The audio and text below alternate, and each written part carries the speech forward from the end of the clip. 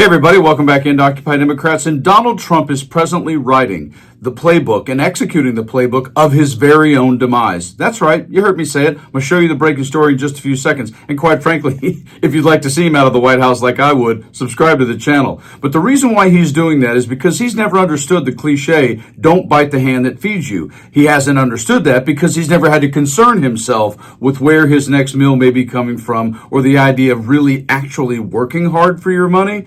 But I've said for years now that probably what's most likely going to be Donald Trump's myopic arrogance. He's going to bring his own self down because he's the guy who said out loud on the campaign trail in 2015, I and I alone can fix it. And that's what he believes. And yet, ironically, he and he alone can also destroy it, and he's in the middle of doing it right now as we go into Christmas. Remember this, check out what Michael Steele had to say about this very concept right here. If you require the Social Security office where your grandmama lives to close, or especially if she lives in a rural community, to get the services she needs because, after all that time and energy and frustration you spent teaching her how to use the internets, she can no longer use it to get her Social Security benefits because that agent's been fired and that office is closed. And then listen to an Arkansas soybean farmer who says it as well as anyone right here. Bailing out Argentina doesn't help my market. Sending me the tariff money that me and every other taxpayer in this country is paying for. I buy parts and I buy groceries and I'm paying the tariffs exactly like everybody else. Sending me that money doesn't fix my problem. I mean, currently all we want to do is throw money everywhere at problems instead of actually sit down and try to fix one.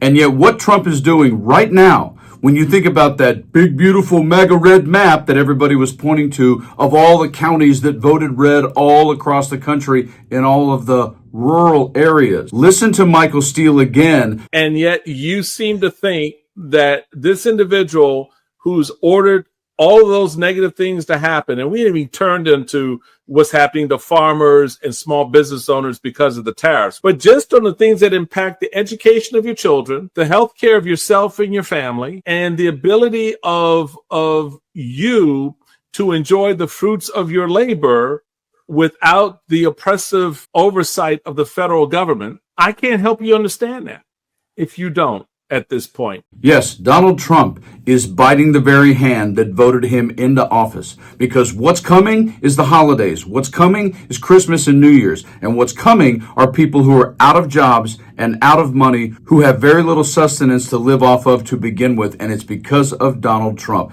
Check this breaking story out. Breaking news. Ultra-red states in revolt as early Trump priorities reverberates, in quotes, didn't vote for this. An early priority in President Donald Trump's second term could trigger a red state revolt against Republican candidates, a report warned Monday.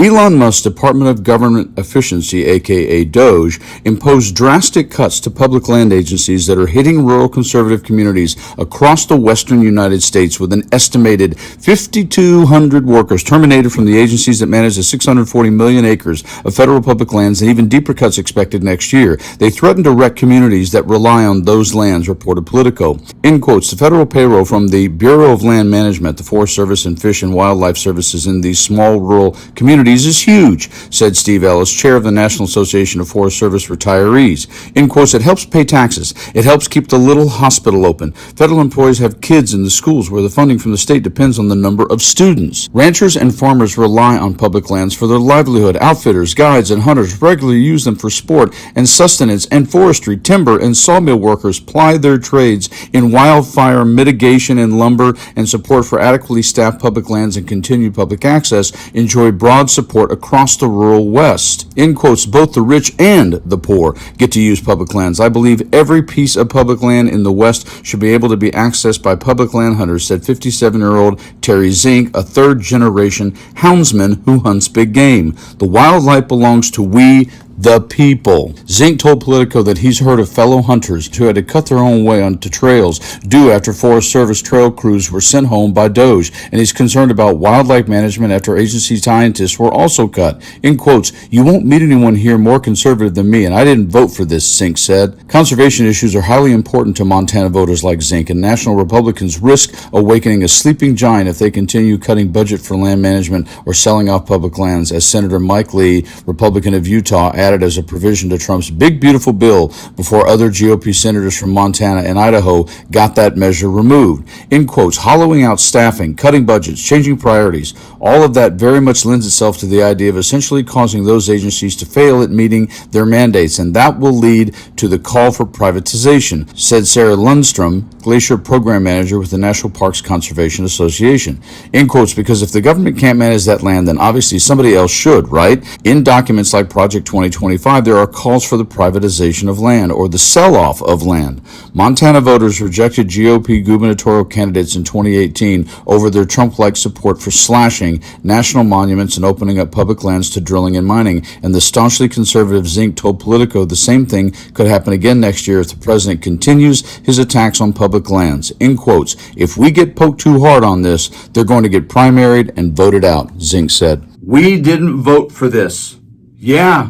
If you're not noticing, the one key thing to pay attention to me in this election and also the second term of Donald Trump is how much people, and I look myself in the mirror all the time about this, who only care about something negative when it happens to them. Yeah, that would be called empathy or critical thinking, to think, what's the old cliche? A rising tide raises all boats. Yeah, that. Also, no water sinks all boats. And that's what Donald Trump is doing to his MAGA base, all out in those rural areas where you saw all those red counties with 300 people who voted for Donald Trump. And now many of them, because of the Land Bureau Management Office, they don't have any resources anymore. And these people can't seem to understand. That's one of the reasons why government's the size that it is. You guys like and share the video. Stay frosty.